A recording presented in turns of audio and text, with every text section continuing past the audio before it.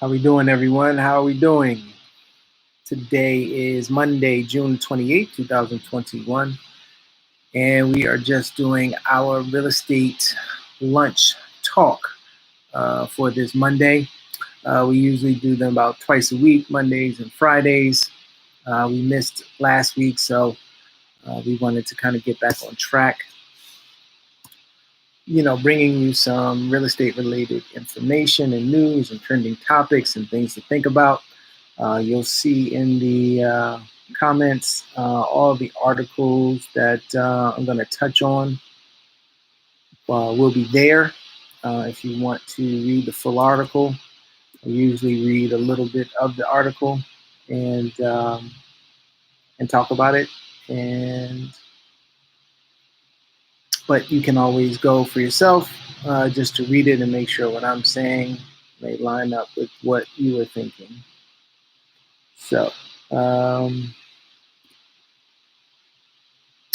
with that being said, I'm also going to kind of talk about what's going on just in real estate in general from a big picture perspective. Um, hopefully for buyers, sellers, or investors, the information that I talk about can help you in whatever decision you're going to make in regards to a property, buying a property, selling a property, or investing in a property. That's why we try to bring this information just to add value, for people. So, um, with that being said, let me just kind of go over some of my notes here. Some of the things that are good about the market, some of the things that are not so great about the market, and kind of where we're at.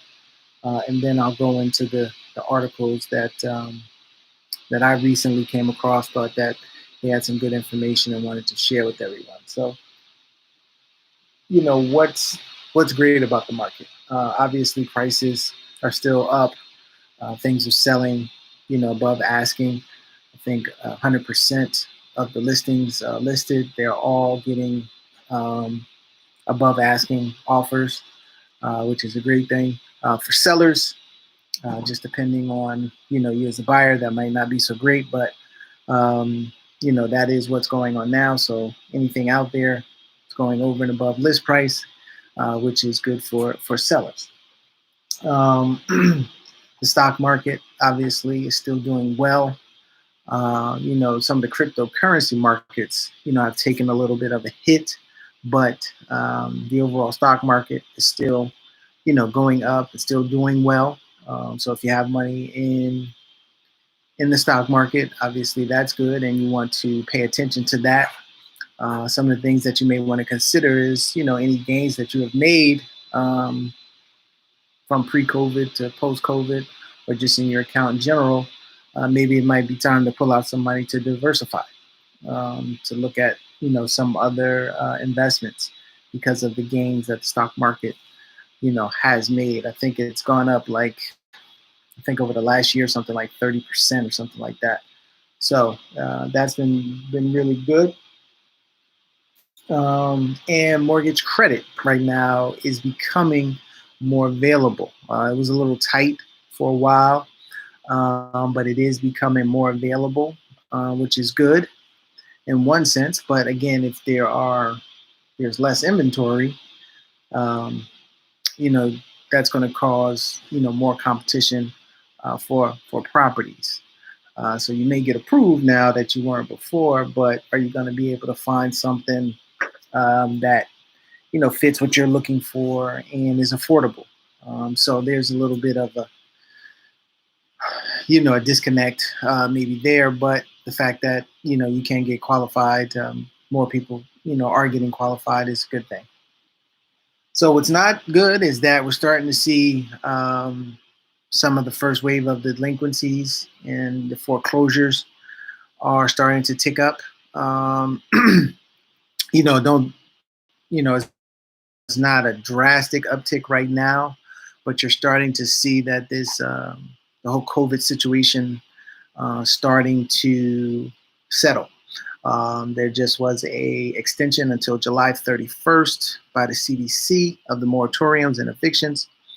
That's until the end of July. So And then what they also mentioned is that this will probably be the last one.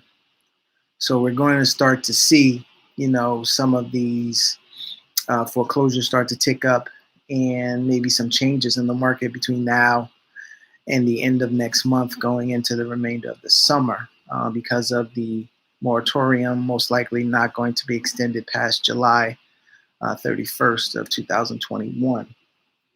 What else is not good? The evictions. Evictions are coming. What are these people going to do? Where are these people going to go? Are they working? Are they in a position where they can afford to go rent somewhere? So,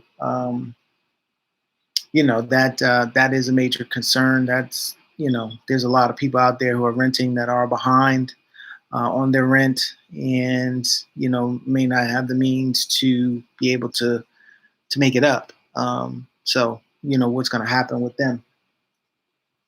Overall, 9% of residential mortgages are not paying. So that's pretty high. That could be, anything from a 1 to 4 family unit property where people are not paying currently. And then also commercial. The commercial real estate is in trouble. A lot of these businesses and business owners are not going to be coming back, upwards of 30, 40%. I've seen things that said probably up to about 50% of some, of the small businesses and things of that nature won't be coming back. And they were renting a lot of times commercial space.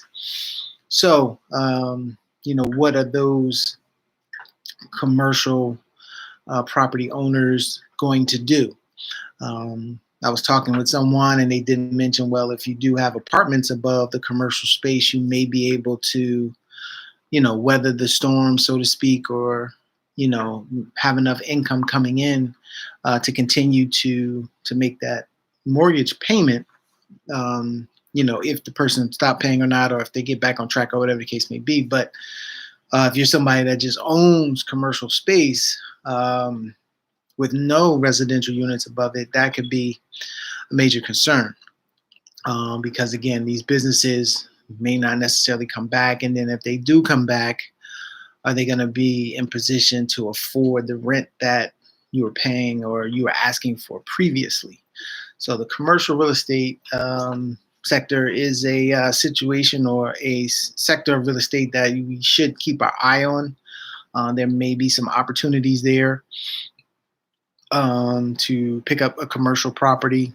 I don't know if you want to convert it to residential, or you have some other ideas of kind of spaces that could be used.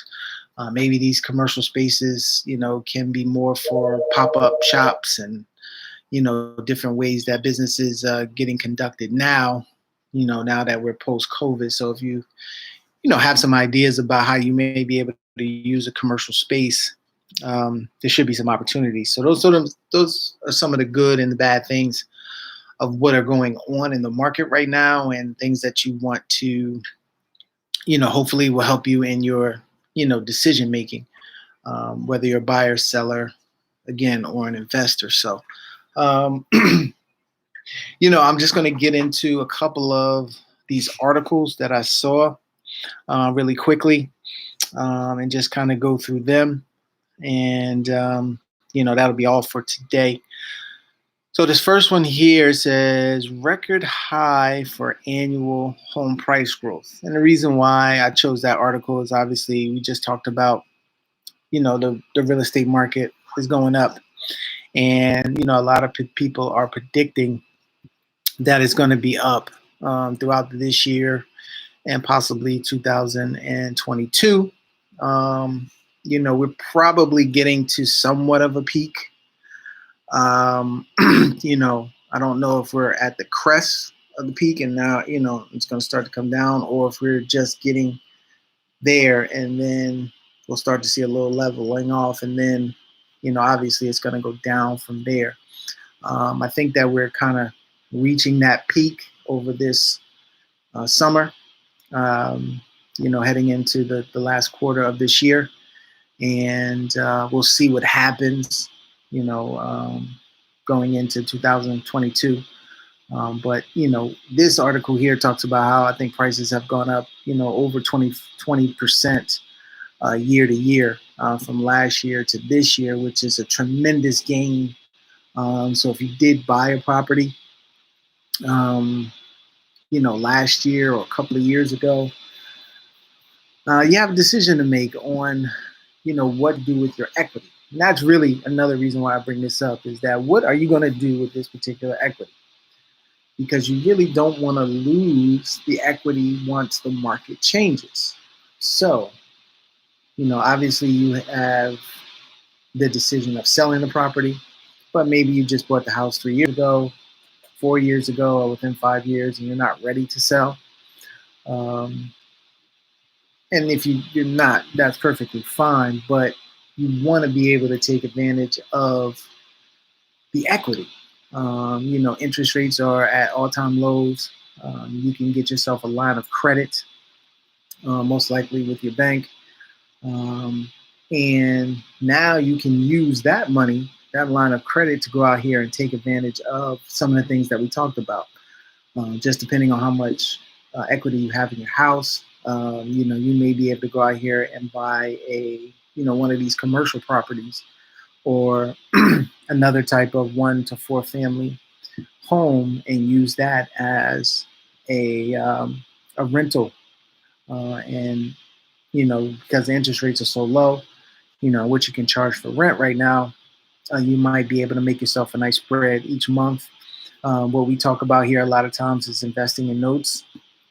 Notes is where you're not necessarily a landlord, but you have a ownership interest in the property, and you will receive monthly payments. You are essentially becoming the bank on a property.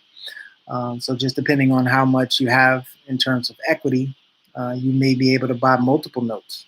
And then now you have 2, 3, 4 notes, bringing in extra monthly income for yourself.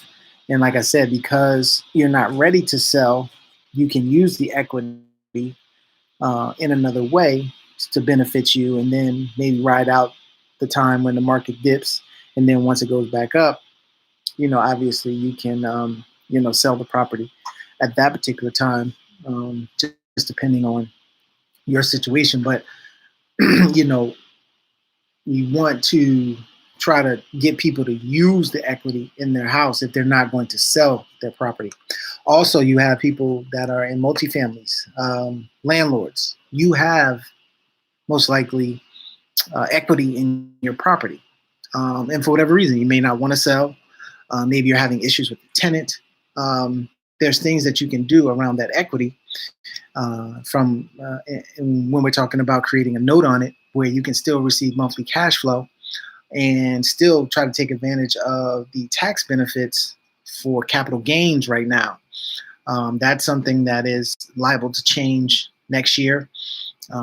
So for somebody that, again, has that home with that equity in it, when you do sell it, the capital gains tax structure may change. And now, I think now it's like in the 20%, 25% tax. It's probably going to go up somewhere around 40. You don't want to lose that money. You want to be able to use that money so you can make, other investments, and hopefully those investments will pan out for you. And then once you do decide to sell the property, now that tax hit that you're going to take at that particular time has been offset by this investment that you made now. Now, also, like I said, with landlords, you can kind of lock in your equity and what it's being taxed at if you do create a note on it for this year, before they make the changes to the capital gains. You can get yourself kind of grandfathered in to the capital gains now, and still, have your equity locked in and still receive monthly payments. So those are things that we can kind of structure for you if you, if you're in that situation where you don't want to sell, you do have some equity. And again, maybe you had some problem tenants or whatever, and you weren't getting all the money. We can kind of maybe offset that with creating a note where we can get you some cash now, and then pay you monthly for your equity, and then we'll take over and be responsible for tenants and all that other stuff. So, or whoever buys the property would be, responsible to deal with the tenants and things of that nature at that particular time. So, just depending on where you are in your life, that may be an option that would help you, that would get you the cash flow that you're looking for without the liability, without the responsibility. Also, you get the tax benefits as well. So, that was the first article that I wanted to talk about in terms of the pricing. Second thing is homeowner equity gains hit 1.9 trillion. This kind of goes again with what we just talked about, the record high. So there's a lot of people that have equity in their property. How much equity you have, obviously we'd have to look at your situation and see, but what are we going to do, or what are you going to do with the equity that you do have? You want to take advantage of things that are out there right now. And there are things that you can take advantage of besides just selling the property to take advantage of the equity. Because if you don't take advantage of it, you essentially lose it once the market resets or takes a dip. That $50,000 of equity that you have may go down to 30. So you essentially, lost 20 grand, and you'll have to wait a number of years, and hopefully it'll go back up to 50. So, we want to try and get people to, do something with their equity.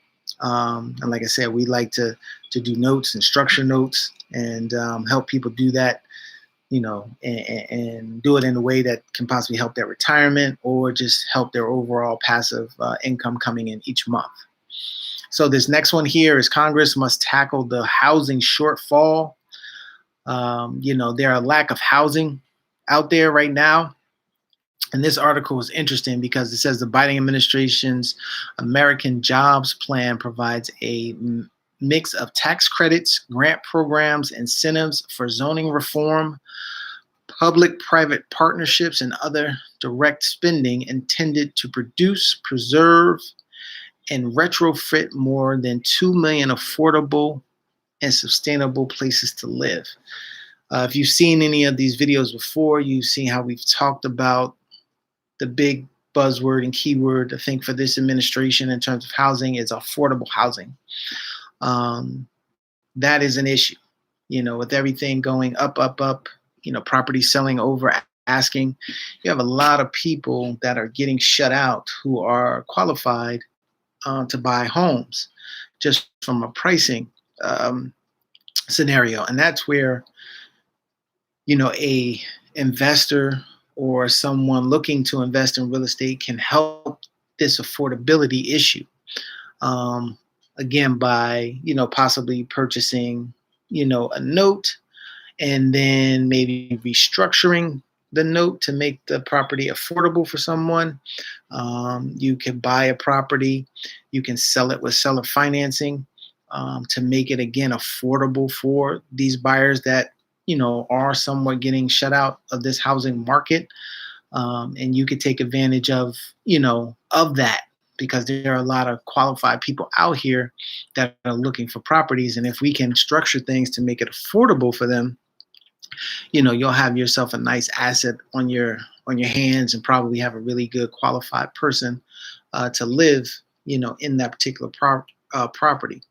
So, there's going to be tax credits, there's going to be grant programs and things like that. So even the person, you as the person maybe purchasing this property, they're going to be programs and things out there that's going to incentivize for affordable housing. So there may be things that can come directly to you because you have created this opportunity for affordable housing. And this is what we really see as the opportunity going into the end of this year, into next year, when it comes to notes.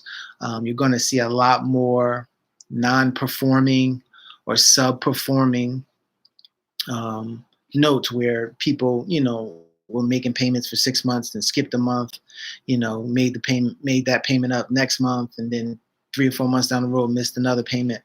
So we're going to have an opportunity to help these people, and the government or this administration is probably going to release certain plans and things like that towards the end of this year that is going to incentivize um, people or investors to do this. Because again, we talked about 9 million people behind on their rent. So there's going to be some people that are going to be looking for, other places to live that are more affordable, and you'll be in position as an investor um, to offer that. And then again, there may be some incentives and things like that that can also be taken advantage of from an investor standpoint. And then the last thing here, it says here, commitment to housing affordability for Black and Latinx households. So if you fall into one of those, JP Morgan has taken new steps to address the housing affordability gap as part of its $30 billion commitment to help advance racial equity and drive an inclusive recovery. The firm aims to improve housing affordability and stability, as well as home ownership opportunities for Black and Latinx households through a number of initiatives, including addressing housing stability, affordability, and wealth creation via a 5-year, $400 million philanthropic commitment that includes low-cost loans, equity, and grants targeted to nonprofits and organizations in the affordable housing space that work to improve affordability and stability for Black and Latinx households. Creating more paths to affordable and sustainable home ownership through the Chase Community Home Lending Advisory Program to help more people on the journey to home ownership, and engaging with industry partners and regulators to find ways to address gaps in the residential appraisal process. And then JP Morgan Chase Policy Center will partner with policymakers and community leaders to advance data and evidence-based solutions to tackling housing challenges. So again, here, let's just say you, again, get involved with the note business. Maybe you can create a note on the property, have somebody stay in there for a few months. Now they have these programs for Black and Latinx people who can probably get qualified. They can get a mortgage. And then what happens is you, as that note investor, will get paid off because now they'll have a new mortgage with whatever lending institution they decide to go with.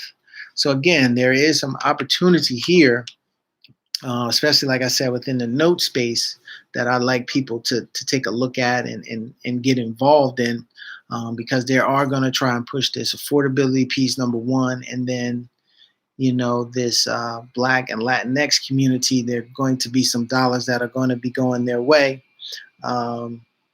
to try to get them into homes. And a lot of times we can take advantage of, as note investors, in the areas where the housing is lower than it is here in the Northeast.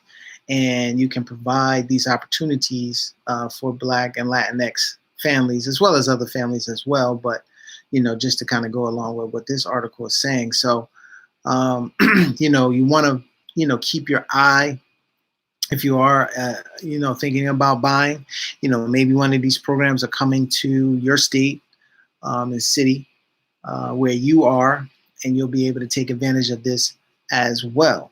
So, I just wanted to touch on those few articles. I thought that they were relevant to what's going on currently, and to kind of give you an outlook going forward. So all that stuff is there. Just a reminder, tomorrow, Tuesday, the 29th of June, 7:30, I will be talking about real estate note investing. We usually go for about 30 minutes. We just cover a specific topic within the note business. So if you want to know about notes, have questions about notes, try to meet me tomorrow on my Facebook and Instagram. I'll be going live there at 7:30 p.m. tomorrow. If you want to know more, bring your questions. Again, we'll just tackle some smaller area, touch on a few things in regards to notes tomorrow. And then on Thursday, the 1st of July, we will be discussing how you can use your retirement account to invest in real estate. There is an opportunity to use those funds. Again, if you do this HELOC, maybe you can take the HELOC money, put it into a retirement type of account, and maybe grow a retirement account, tax deferred or tax free. So there are a lot of different things that you possibly could do, with this equity that's out there right now, and with a retirement account, to get involved, in real estate. These are some of the things that we need to start to think about and put into your overall financial plan. So I'll be talking about that on Thursday, the 1st at 7:30. Again, we only go about 30 minutes, breaking down some aspect of the retirement account and real estate investing. So, hopefully you can join me for that. If you're not, they'll always be posted on my channel, my YouTube channel, as well as Facebook. They'll be posted there as well, so you can always watch the replay. So if you have any questions, please put them into the comments, and you can reach out to me. My telephone number is 973-475-8488, and my email is acg@abundantcapitalgroup.com. So everybody enjoy the rest of your day. If you are here in New Jersey, it is pretty hot, so just be careful for the next 2 or 3 days. All right, I will see everybody tomorrow, Tuesday, 7:30, if you want to join me and talk about real estate note investing. Have a good one.